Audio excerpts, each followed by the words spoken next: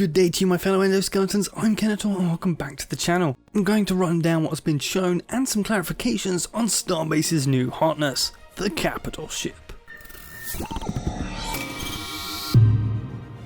Ships of this size were actually part of the original Starbase concept many years ago, when the game was just going to be these big ships fighting against each other and only moved via warp gates. And we even have a couple of small screenshots like this here. So Captial Ships, how are they different? Well, let's start with the obvious one. They are bigger. Several times bigger than the biggest ships in Starbase. In the video from Frozenbyte, they give us a range from 100 meters to several thousand meters, which would be truly station sized. And this will enable fans of things like Star Wars and Battlefleet Gothic, or even Halo, to build something like their favourite ships. The one they show here, with several normal ships beneath it, is about 500 meters long by my estimate, and the devs are calling it a small Captial Ship.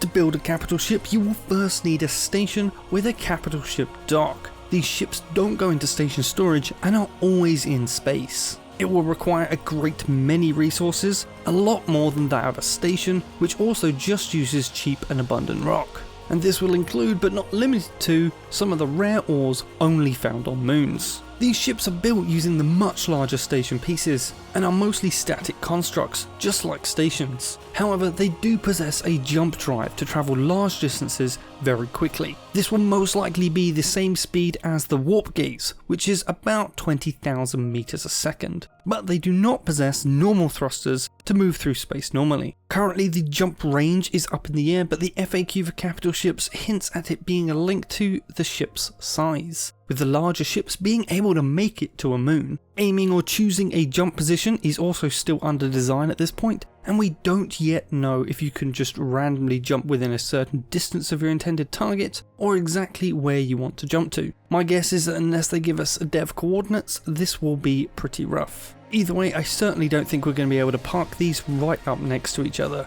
unless it's in a line of docks at a station. They also don't have normal station storage. You will need to build and install plenty of physical crates to carry everything you need, be it ore from a mining trip, salvage, or lots and lots of ammo for weapons. This limited storage, coupled with the probable lack of production facilities on board said ship, will limit its use as a roaming main base, as many production items will still be linked to purely stations. Each Captial Ship is protected by a safe zone. This will not be a larger sphere like on stations, it will be smaller and barely contain the ship itself. Other than carrying items or ore, these ships can also carry other ships in a special ship docking area. From the sound of it, this is like the cargo lock field, but without the field. Another consideration for when you get around to building one of these beasts is upkeep. These will eat an unholy amount of power for the jump systems alone, and will no doubt be going to use the new large generator. So make sure you have enough production and logistics to keep this thing fueled up and running. The new Captial Ships are also split into two categories, civilian and military, and the military ones have yet to be shown with any weapons on the ship itself. And considering the huge advantage of jumping in with a huge attack fleet, they will no doubt leave it this way, as these are utility vessels by design. Another thing to mention is that military ships are converted from the civilian Captial Ships, and will no doubt require new devices and higher cost materials. So here are the main differences. The civilian version has a warp charge up time of 8 to 48 hours, and has a permanent safe zone and is fully indestructible. It has limited movement as it can't enter the belt, unless it's going directly to a friendly station with an open Captial Ship dock, and it can't enter siege zones. If it's caught in one, it can only warp away to outside of the zone, and the ships it carries can only deploy at a slow rate or timer in between. This has been hinted at somewhere around the 5-minute mark, although this could certainly be any amount the devs wish to set to make it balanced. If it's caught inside a siege zone when one starts, it won't be able to launch ships at all. And then we have the military version. This has a longer charge up time of 24 to 72 hours, and the safe zone is dynamic, just like the player stations outside of the small dev safe zone,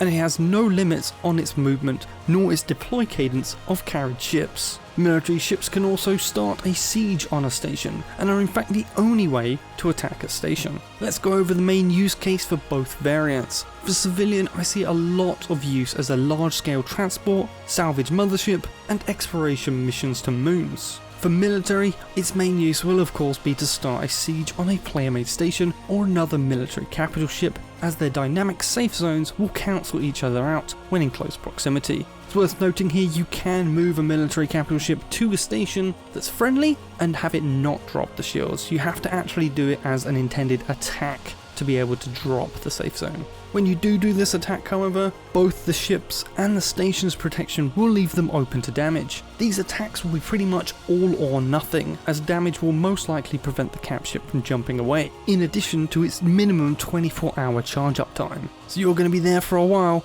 and you're going to be fighting, so be ready. A secondary use will be as a mining fleet carrier, as these can go anywhere in the belt. One of the complaints I've seen is that the roles will be reversed and people will keep a bunch of military ships in civilian capitals and miners in the military ones. While the mining plan is viable, although very expensive, the fighters in a civilian one is not as viable due to the launch limitations. That's not to say that you shouldn't have some, however, as you will still want to protect your assets that leave the capital ship, as they will definitely be vulnerable the second they leave its safe zone. Another complaint I've seen is the lack of destructibility of civilian ships. While yes, you can't kill them, you can kill the people using them. These ships will have massive radiation signatures and will show up when radiation detection is in the game. You can hunt these down and blockade ships leaving or returning to it. This alone will be able to do much harm to the company using it, as you will have a separate wing of ships go and find the miners or salvagers that came from the ship as well. I've seen people saying that they can just surround a station with civilian capital ships to shield them from damage. Personally, I think the devs would have seen this coming a mile away and will prevent this. Not to mention, this would cost a stupid amount of resources to protect even the smallest station like this, if it's even possible. So much so, it would be many times cheaper to just have a fleet of fighters and bombers at every station you own, rather than even attempt this. Not to mention the fact that there will be many stations in the belt, and the only way you can warp a civilian cap ship there is straight to a dock at a friendly station. Nowhere else will be accessible. But to wrap this up, I want to remind you that all of this is just a glimpse of what we know about capital ships, and they are still very much in design in a lot of ways and areas. Also, as of yet, we don't know anything about the siege mechanics either, or how the whole system works until we're shown so in an upcoming video from Frozenbyte. I'm sure a lot of the concerns are going to be addressed in good time, with both a deeper understanding of the ships and mechanics, and work by the devs. Until then, however, let me know in the comments how you think or intend to abuse the civilian capital ship, and then make sure to hit that subscribe button along with the bell as well, and I'll see you in the next one. Kenetor, out.